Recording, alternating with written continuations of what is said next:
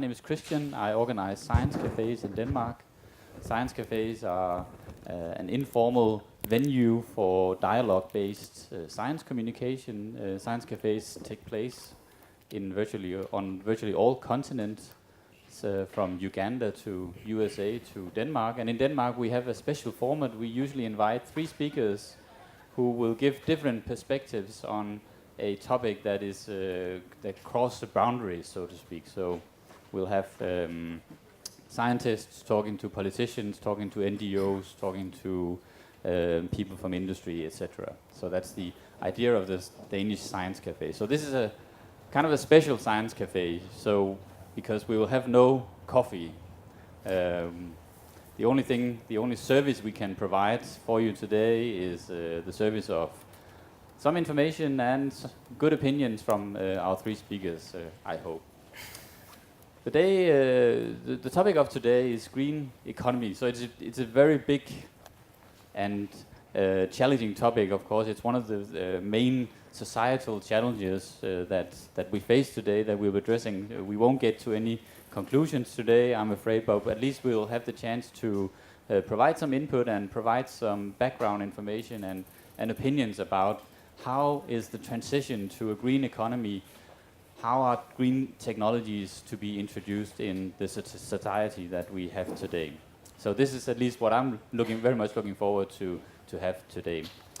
We have asked our speakers to give us each an input of, say, 8 to 10 minutes.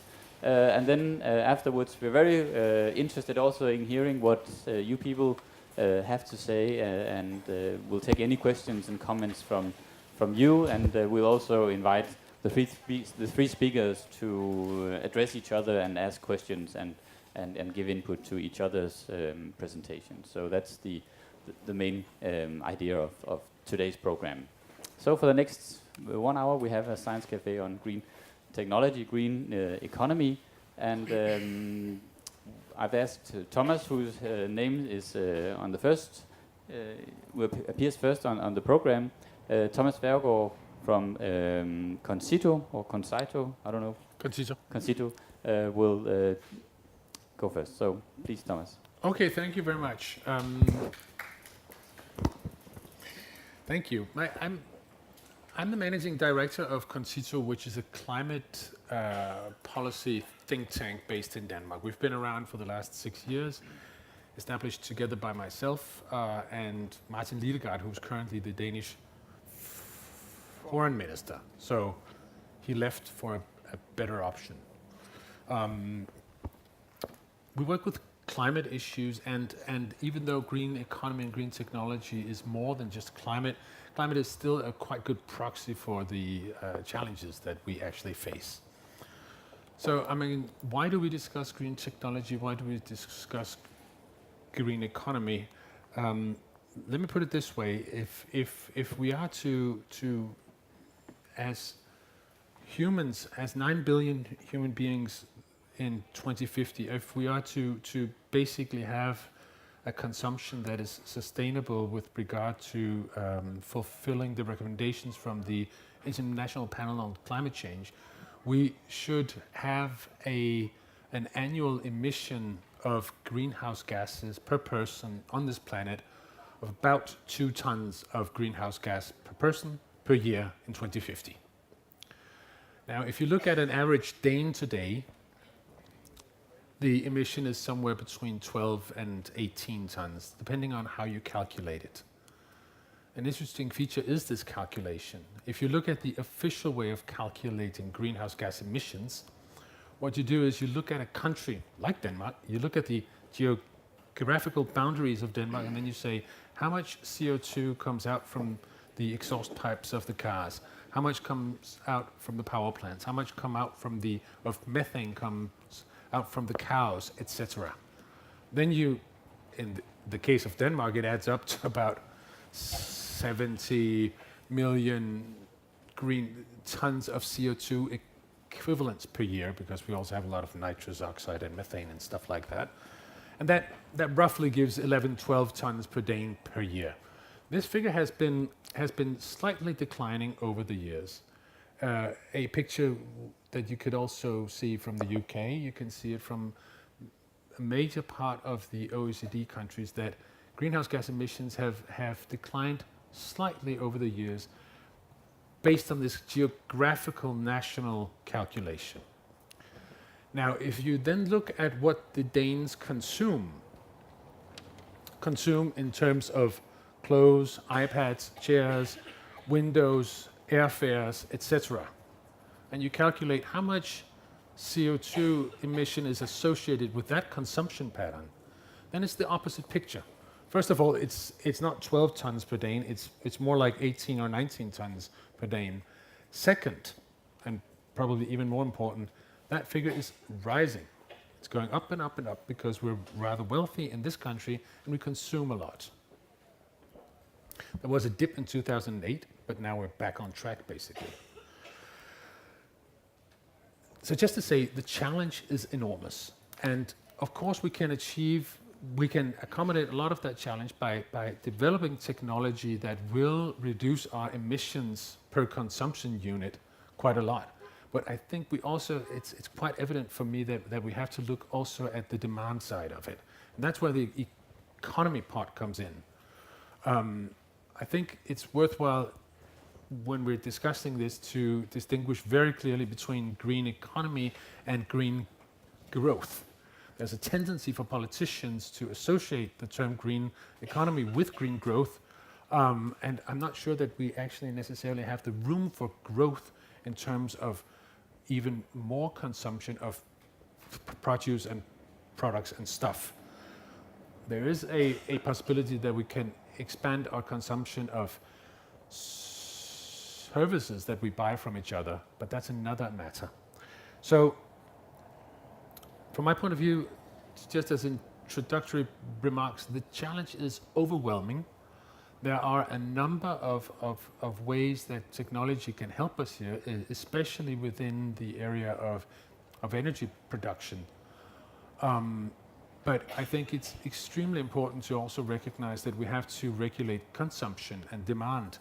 And this is where the economy part, in my mind, comes in with regard to issues like taxation policies. I think it has to be much more expensive, basically, to buy stuff, and much less expensive to buy services provided by another human being. Because the key to coming from 18 tons of greenhouse gas emissions per Dane per year to 2 tons a year per Dane is to transform our consumption from goods to services, and when we buy goods, to only buy very high quality goods that will last a long time. So basically we have to stop spending all our money on junk that doesn't last and has a huge environmental impact, and spend our money on services and high quality products. That's the key. And to achieve that, I think that economic tools are very important, but don't confuse it with green growth, because that's a completely different matter. I think that's it. Thanks very much, Thomas. We'll just move on to the next speaker on the program, which is you, Geoff, from the Science and Technology Facilities Councils in the UK. Thank you. Please. So I just want to explain what the Science and Technology Facilities Council is. So we're one of the 7 research councils in the UK. We deal in fundamental physics. We build the large-scale facilities. So we built part of the Large Hadron Collider. We've got a lot of our own large facilities across the UK, accelerators, large lasers, a space program. Now, these are open to the UK science community, free at the point of use, and they come and use our facilities, and people all over the world and countries come and do that. Well, that's great, isn't it? But what does it do for the green economy? Now, part of my program, the Futures program, we look at what we call global challenges. Now, we don't directly look at green applied technologies. What we look outward to the communities. And our challenges are, for example, healthcare, defense and security, global food security, energy, the environment. Now, when we look out to our communities, we listen to the communities and try and understand what the challenges really are.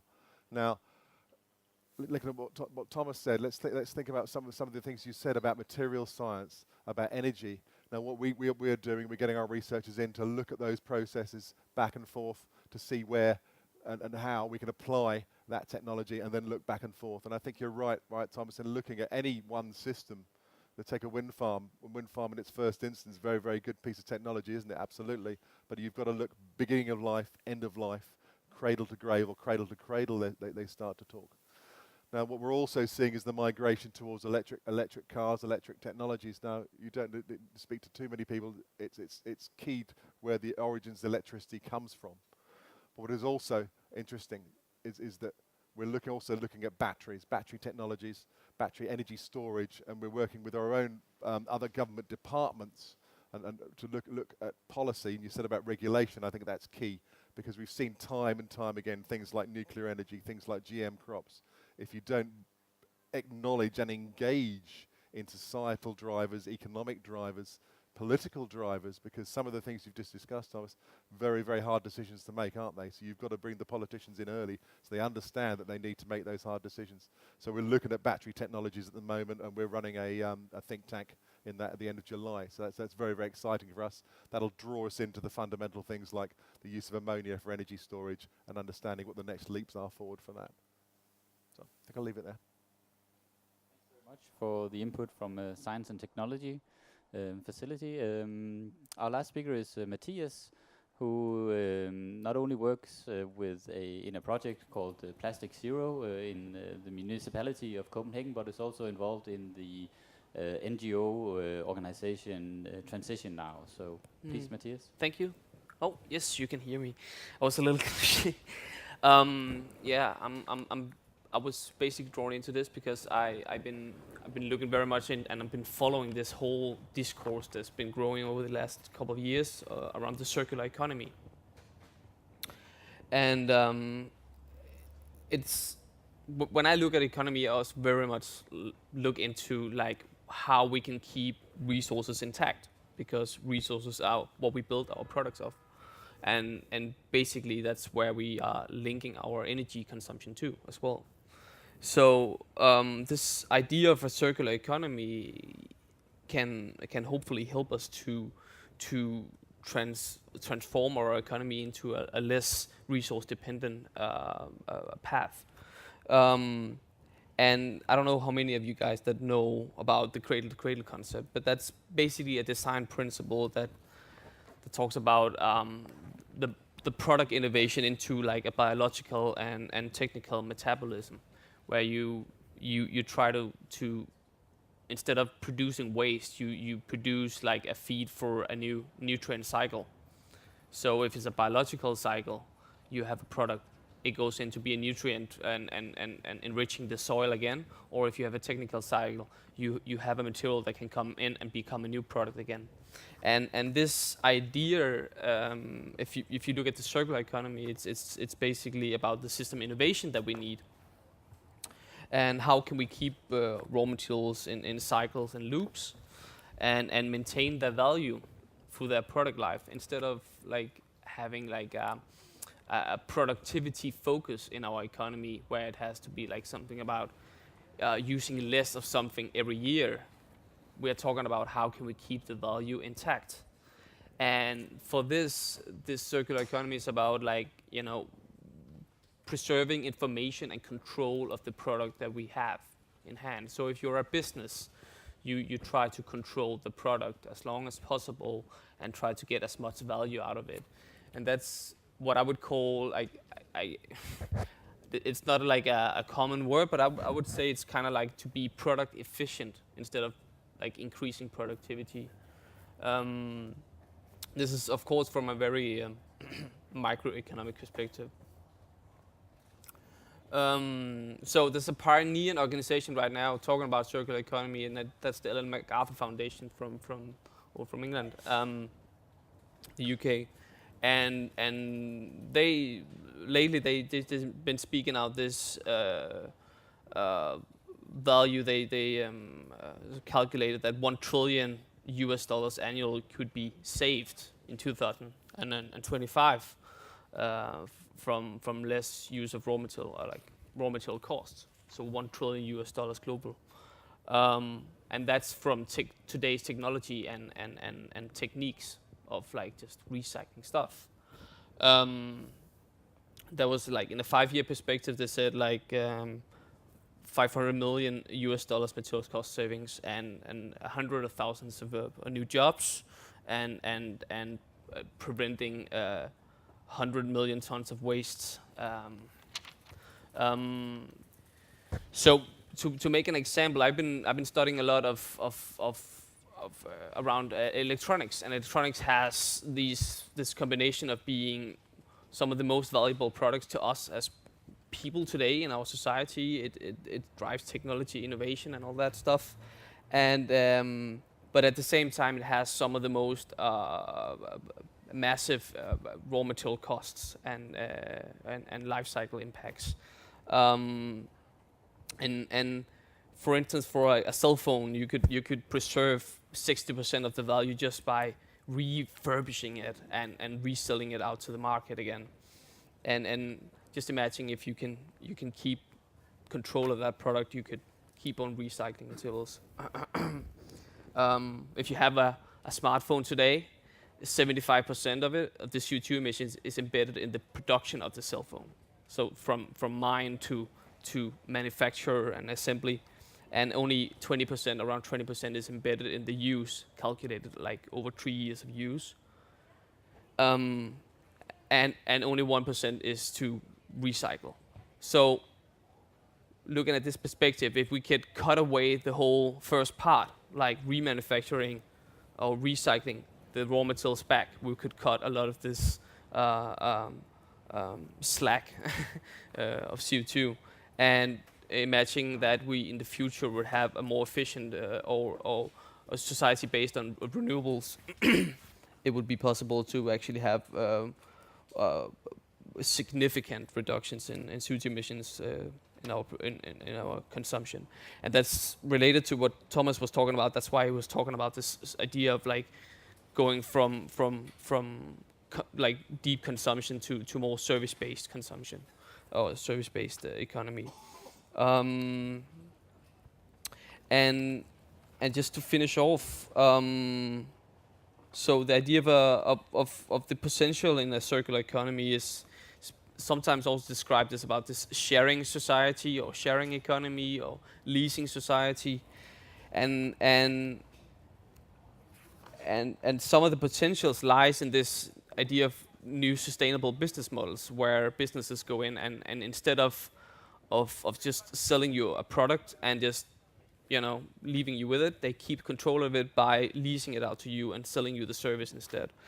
And this has, of course, its barriers and its potentials, but that's the whole main idea of the circular economy, to keep control and make like some sort of cycle around the product instead of losing it to the customer.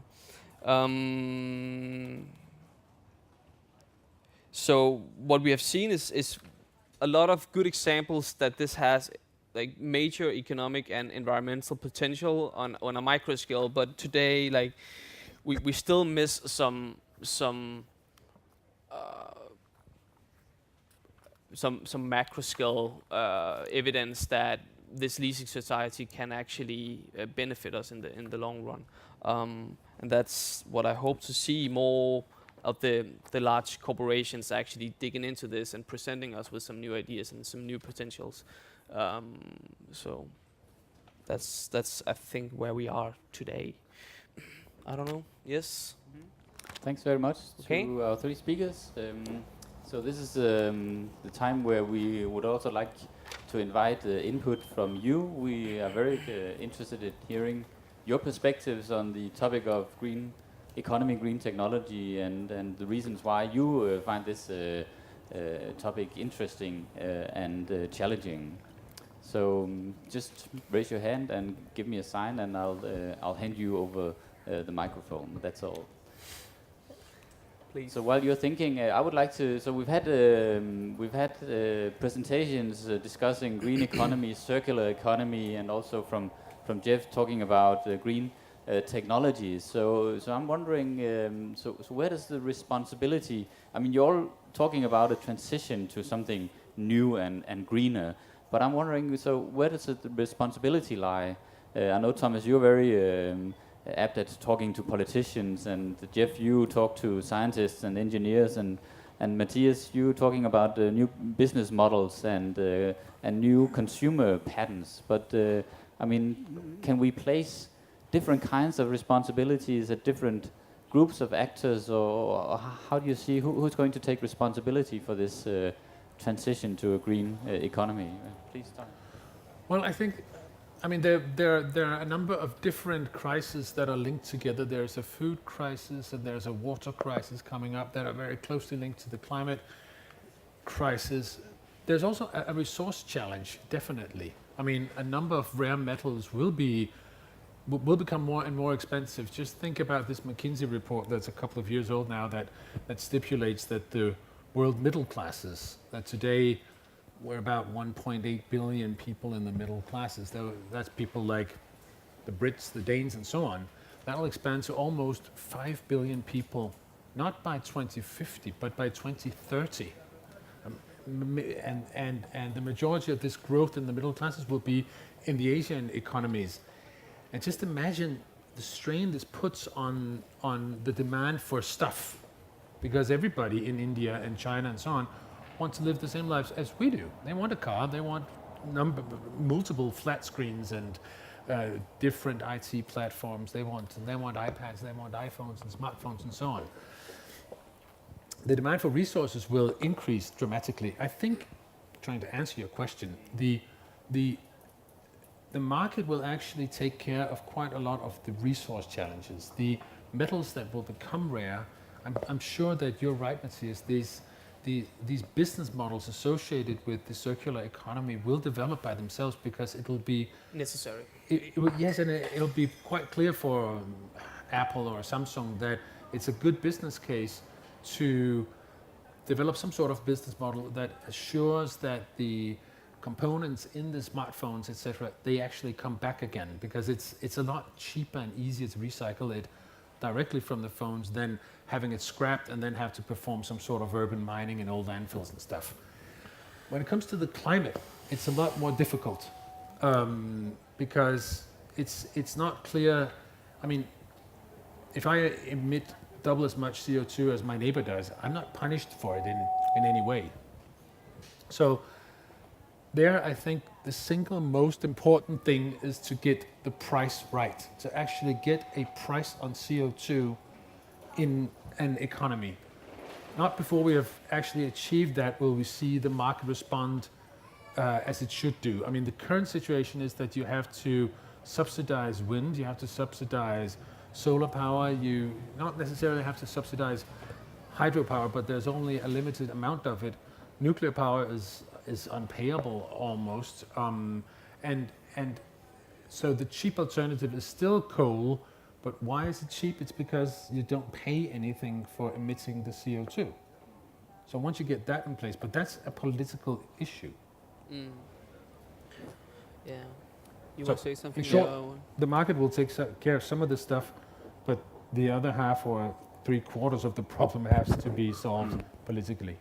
I think is it okay? As you see more resources becoming rarefied, then you're right. You see either an economic driver to having them reprocessed, recycled, or reused, or you see an opportunity for other means for doing this. Oh, yeah. And we've seen conductive polymers starting to come into play. Seen certain number of papers on that. So conducting plastics basically would take over from things like copper, maybe. You also see the fibre optic circuitry and that sort of thing take over. But of course, you're going to jump in straight away. What do they depend on? They depend on oil. But it's interesting. You see, you talk about coal. We're starting to see some companies in the UK. The Drax facility is taking on some processes for carbon capture and storage at their facilities. But what's interesting about that is they've taken the phase one. To explain, if you don't mind, there's several phases of carbon capture and storage in example for coal, directly capturing the carbon. The newer technologies are higher risk. So the company's taken the older technology, less efficient, but very similar to their existing processes. So you can see industry engaging. If carbon capture and storage in coal became cheap overnight, suddenly coal's in. So the interesting thing about coal is at the bioenergy conference, people burning biofuels, some biofuels actually give up very toxic gases. What do you do to mitigate that? You add coal. And it's back to what you were saying, Thomas, at the beginning.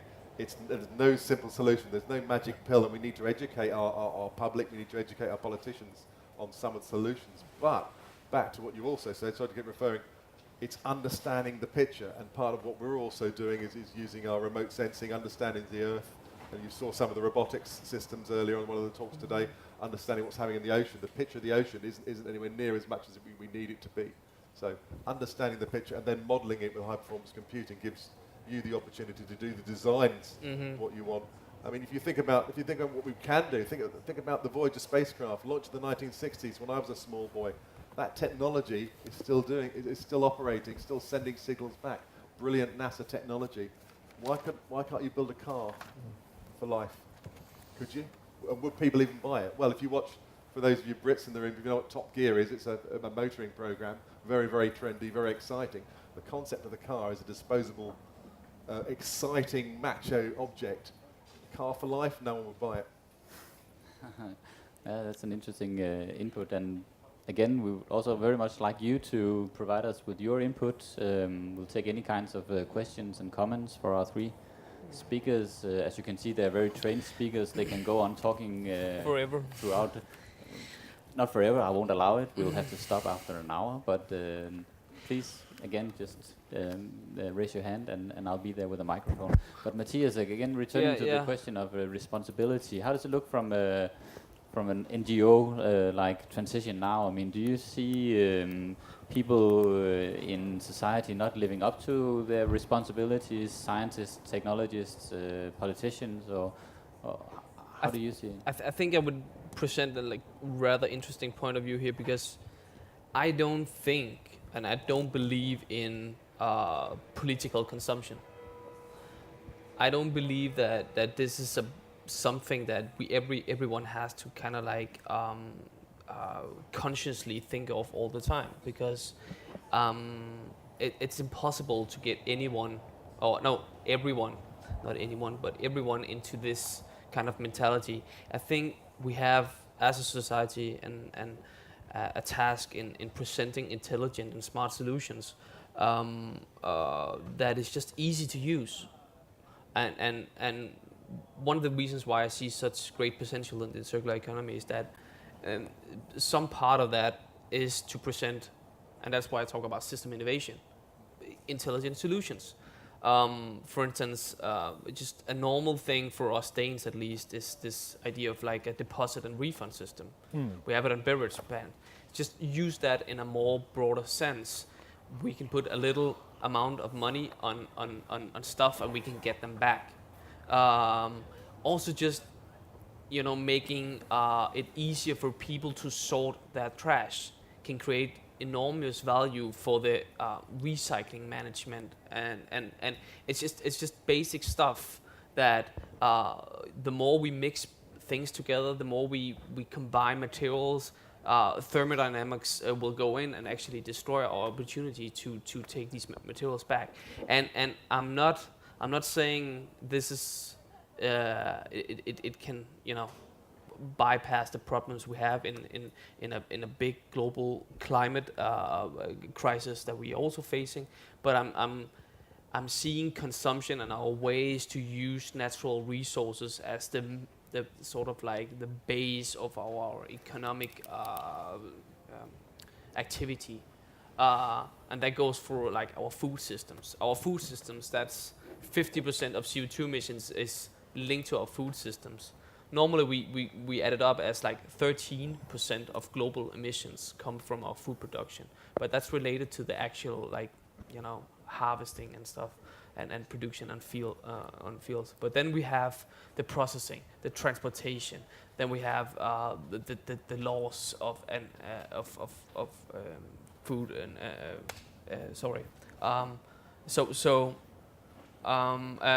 like loss of forests and so all of these things add up, and actually food consumption is one of the main issues today. Together, and again, then we're back at the water problem you were talking about, Thomas. So all this is linked up in our ways of consumption. So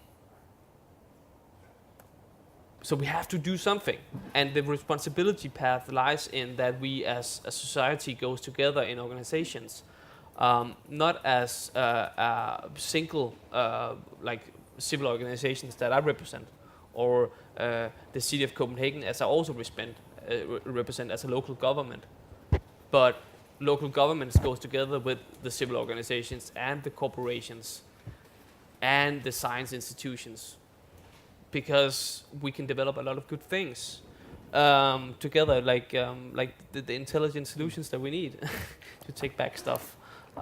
It's in my head rather simple, but of course difficult. Okay, Thomas, you have a comment, and then I'll come down. Well, to yeah, you. I mean, I just wanted to come back to is it possible to build a car for life? Of course it's possible. I mean, it could easily be done, but this is not what the market encourages. It's a lot better deal to have you change your car 10 times during your lifetime. And I still think, but I think it's important to recognize the potential of technology, which is what you're touching upon, Geoff. And because I saw I've been advocating for years that we should really try to limit the use of bioenergy, recognizing that that's also a limited resource, and that we should probably reserve it for stuff like airplanes, because I really couldn't imagine battery-driven airplanes on a larger scale. Now, just the other day, I heard that Airbus is now apparently investing billions in developing a battery-run airplane for regional routes, like for instance London, Copenhagen. So in 20 years or 10 years time, it may be a battery-operated plane that will take you back to your own country. Now, I mean, if that can be done, if technology can actually deliver that, it just underlines the point I had before. Then we still have to get the price right, because if there's no extra price for actually emitting CO2 into the atmosphere, you will never get a business case out of that. It'll always be cheaper just to fly the planes as we have them now, because airlines pay absolutely zero in tax for fuel. Connie Hedegaard tried to impose just a little bit of tax upon the airplanes flying in and out of the European Union. The Chinese and the Americans went through the roof. I mean, we're talking about a tax that would make a transatlantic trip maybe $5 more expensive. I mean, that's it, right? But it's just so politically difficult to get the CO2 price up. But if it were to rise, then the market and technology could really deliver. Okay, thank you. I'll come down here. It's a bit, acoustic is not very good in there, So what do you think about the profits the big companies has in producing technology? For example, we mentioned recycling. Don't you think that what stands in between it's money? The big companies, they are forced to do green technology because the society wants, because we know where we are going, we know the consequences on the environment, but if they would really have wanted, we would have had that already long time ago. But money stands in between. What do you think about that? Yes. Well, maybe we should go with you, Mathias, first. Would you? In terms of profits and corporations and how they profit from technological development, what do you? For them, it's probably more profitable to sell new televisions without recycling. Now I don't know about technical stuff, everything in detail, but I guess it makes for them more profit. Go this way, the way we went before. Definitely, and I think we have a big challenge to kind of like change that mindset of like selling a product and then earning like a profit on it like directly, because it evolves around like the business to consumer relationship, responsibility and risks, underperformance questions and stuff like that in the business setting. But I would say that there's no reason why a company like, here we have an LG screen, there's no reason why LG shouldn't make a business case and instead like sort of like lease these products out, or have like become part of like what I was talking about before, like a deposit refund system where they kind of like get control of their product again and then remanufacture it back to become a new product.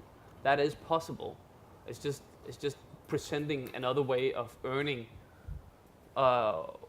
during the course of years, and it's just another way of like producing profits in your business, which is totally fine. It just creates another it's just kind of like disrupts the way we are thinking about like economic gains and material use, and then of course the environmental impact that we see so heavily. So We have a term. We have a terminology in the UK called immediatism, and it's about dealing with the now. And you find that commercial companies, capitalist companies that pay people salaries, that keep the economy going. I get a salary from the government. I have a house, my wife, etc., etc. If you want to look back, this goes back to Machiavellian times, where the loans, the usury, the banking system was created. We live off all that. The shareholders of the companies drive this concept. They want their dividends. Companies are driven to make the profits. Mm-hmm. And if you told the employees at any level that their salary was going down because of the green economy in that company, and this company over there wasn't doing it, you know what would happen. So it's a sort of Darwinian effect of the market that creates this push towards immediatism.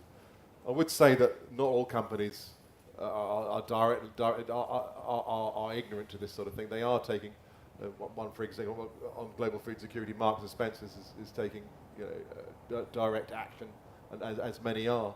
And if you think of what you were saying about food waste as well, for example, and I thought of instantly of an unforeseen circumstance where some supermarkets in the UK pushing their food waste out to bioenergy, fantastic, all recycled. However, that food waste was then taken away from the food banks for the impoverished people in the local region, and it hit the news. So I think you've got to look back at regulation, which is very, very difficult to do. Regulation takes a long time to put in place, but then the companies have got lawyers and the strategists to then look for the loopholes. Why are they doing that? Because they're driven to make the profits in the first place.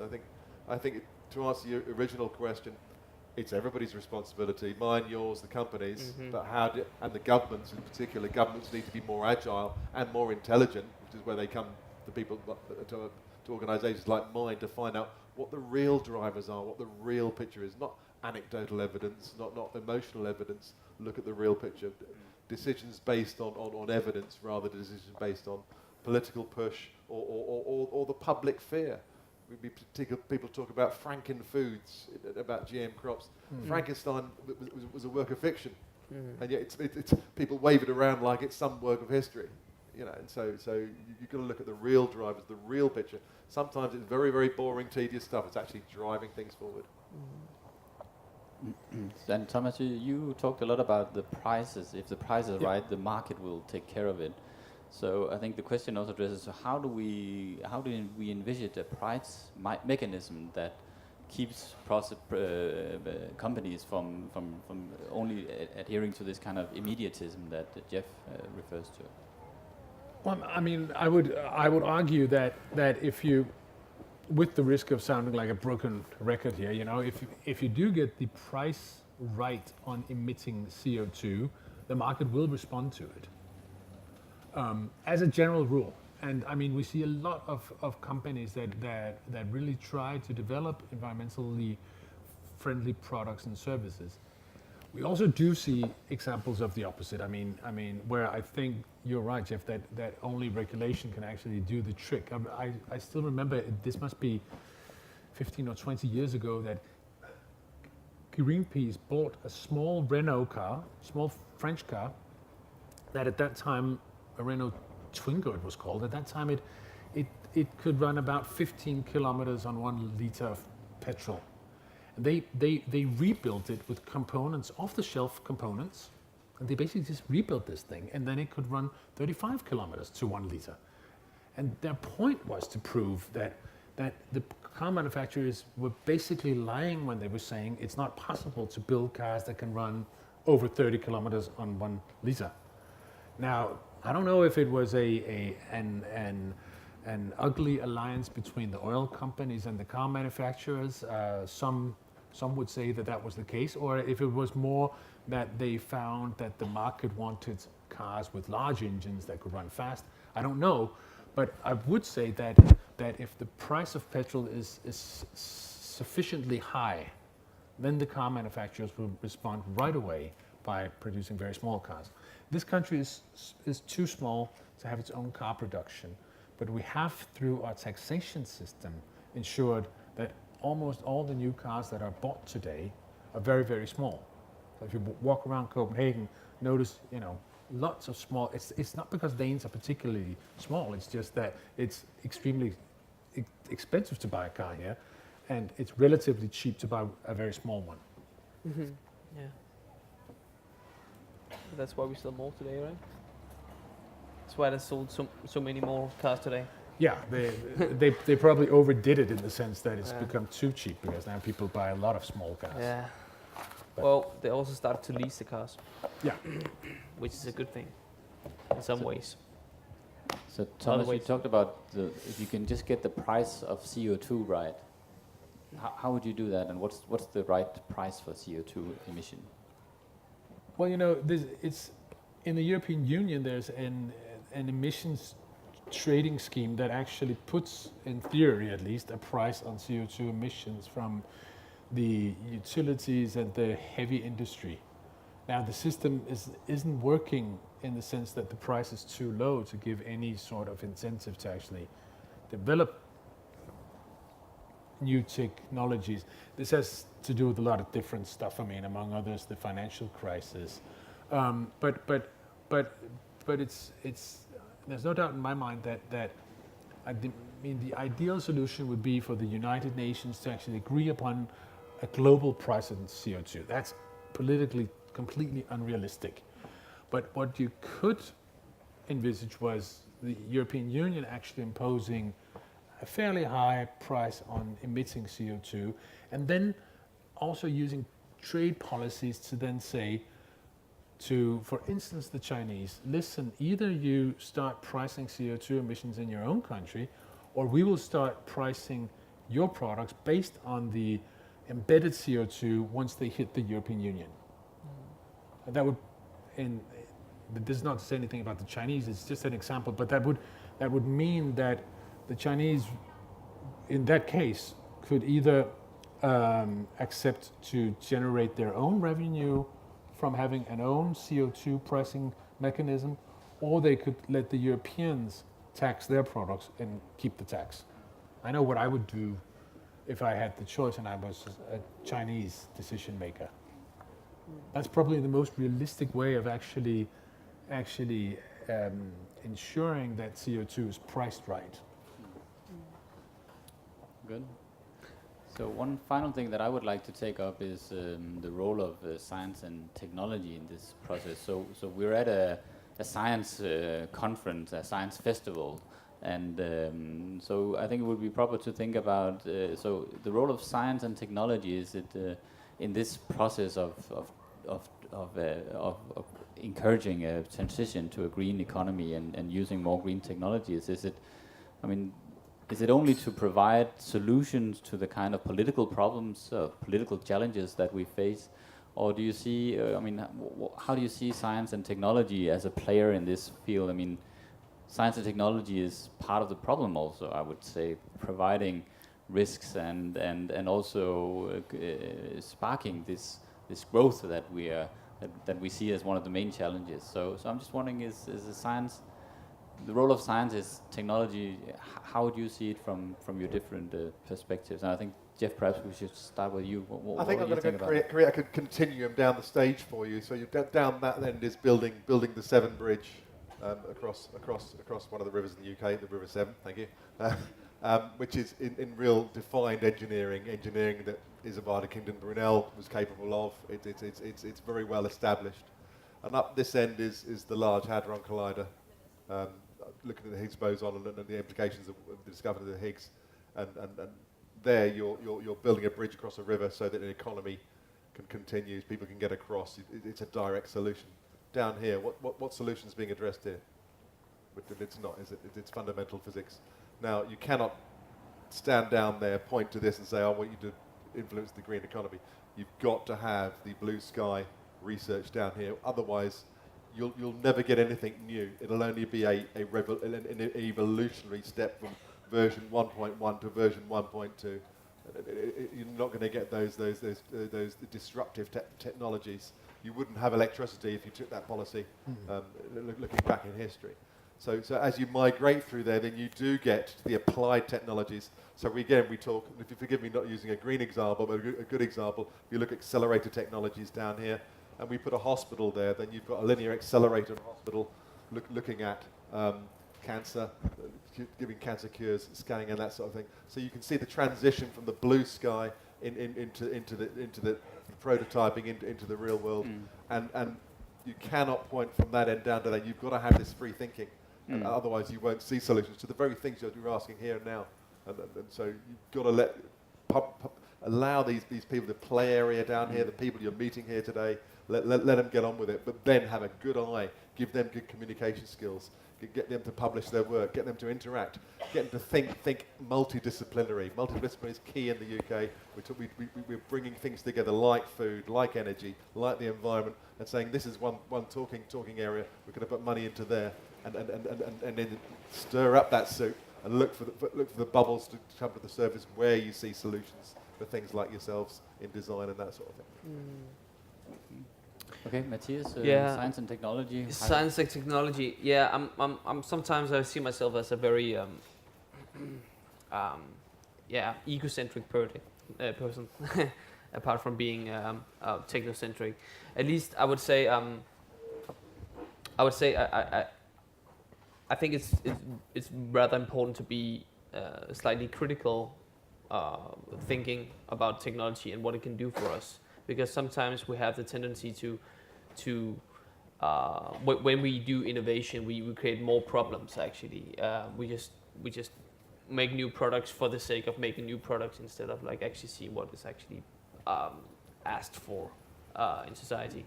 That's one part of it.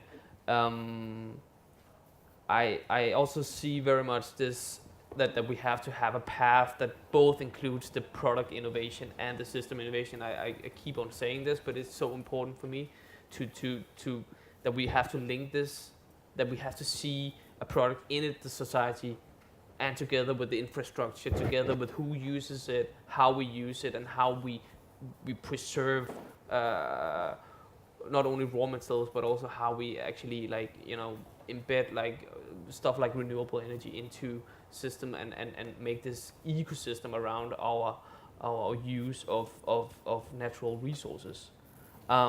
So to do that, of course, we need technological innovation. We need to develop ways of separating materials or designing better products that can actually be taken apart, disassembled. Stuff like that is crucial. It's crucial, for instance, to develop ways instead of, like, for instance, that we can substitute materials that before was needed in a product with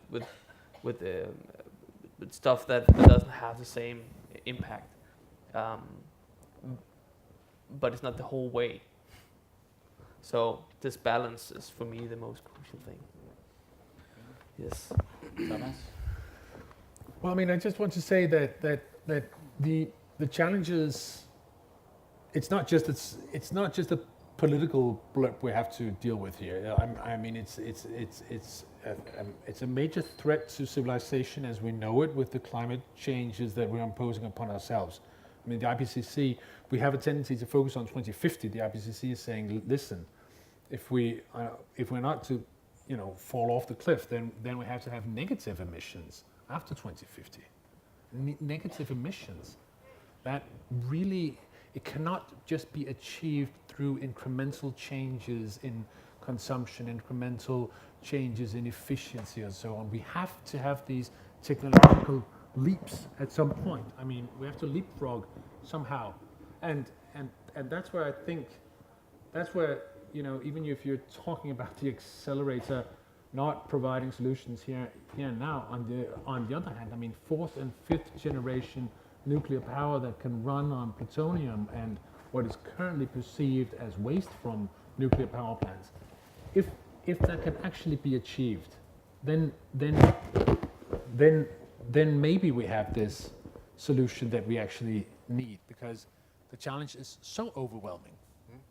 So I mean, technology plays a major part here. Can I just add, what's also exciting is that we're seeing the increasing aspect of citizen science out there in the UK, and I assume in other countries, where members of the public actually can get involved due to good high-performance computing, and they're available on their desktops now. Get involved in science yourself. So people in the audience now, the data is all there. You're welcome to form groups and get involved. So, we're seeing some very, very good solutions. There was a 5th grader came up with a solution to pancreatic cancer. 5th grader. That's just brilliant, isn't it? Okay, so yeah, we have, maybe we'll take one last question down here. Thanks.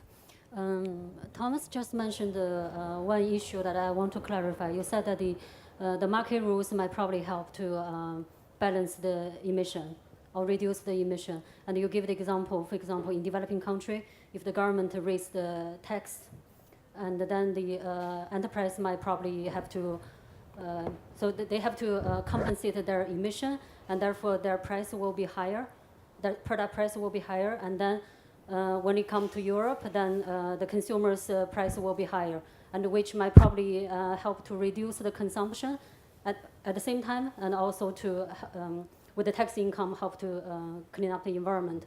So I just want to clarify one thing. Would it be feasible or sustainable if the developing country government, instead of tax more, investing in the technology to help those enterprises to produce products with lower emission, and in return, and I think for Europe it will be the same. When products are imported here, the price will be higher. But then for the developing country, you won't be a tax, you won't be a revenue, you won't be an income for the government, but rather than investment, and maybe in the end, you balance the investment through the tax income. But I'm not sure whether we're talking about the same thing, or how you consider which way is more feasible, to just increase the tax or force somehow advocate for the government to invest more in technology in small companies in developing countries. Okay, I'll try to answer. My point is that we should encourage technological development that ensures a lower emission of CO2.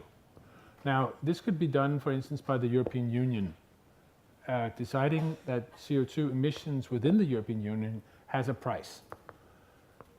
A lot of people will then argue, yeah, sure, but that will just mean that German industry, Danish industry, UK industry, and so on, will lose in the battle or the competition with, for instance, Chinese industry, because they don't have to pay the CO2 price. What I then said was, okay, what the European Union could do was then to say to the Chinese, and this is actually what is happening, say, listen, we think it would be a good idea for you also to put a price on CO2 emissions in your own country. And that would then give a revenue, it would give some money to the Chinese government, that the government then can choose to spend however it wants. I mean, if it wants to funnel the money back to industry for development, fine. The point is just that we will see the market develop the right kinds of technologies only if and when everybody has to pay the CO2 price. Because if only some parts of the economy has to do it, then basically the high CO2 emission productions will move to those parts of the world where you don't pay for CO2 emissions. And then the point I was saying was then that, okay, let's say that a developing country says, we don't believe that we can afford to impose a tax on our companies. Then what the European Union could do was to force them, in the sense that they say, listen, if you don't put a price on CO2 emissions in your own country and keep those taxes and use them for whatever you want to, then we will do it, in the sense that we will then say, okay, here's a plastic cup produced in Indonesia. They don't put CO2 prices on their energy. We think that this cup contains 50 grams of embedded CO2, so we'll tax it with $0.50 or something. I mean, these are just examples. It's just mechanisms that are actually out there and that can be used today if there is enough political will to do it. Because what I'm trying to say is that the ideal thing would be, of course, for the UN FCCC process to agree upon a common global price on CO2 emissions. But you know, these UN conferences, they've been going on for 20 years now, and they have really not achieved very much.